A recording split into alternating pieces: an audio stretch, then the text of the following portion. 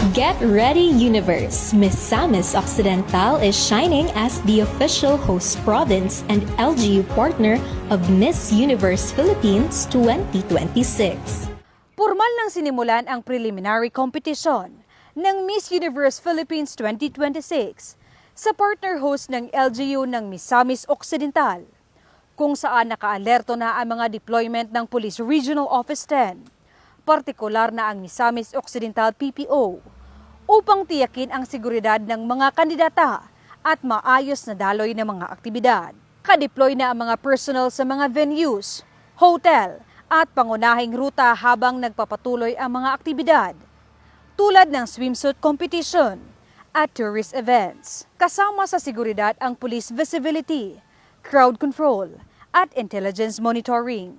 Ang deployment ay bahagi ng mas pinalakas na event security framework na layong protektahan hindi lamang ang mga kandidata, kundi pati ang publiko at mga turista.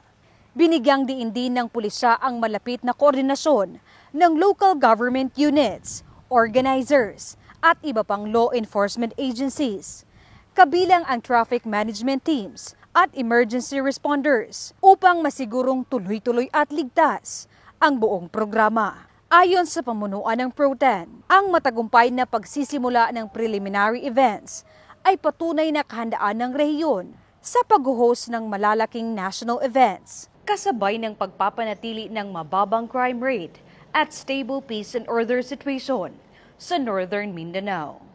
Sa kabuuan, nananatiling nakaalerto ang Pro-10 habang nagpapatuloy ang mga aktibidad ng pageant, kasabay ng paniniguro na ang Miss Universe Philippines 2026 preliminaries sa Miss Samis Occidental ay magiging ligtas, maayos at world-class ang pagdaraos.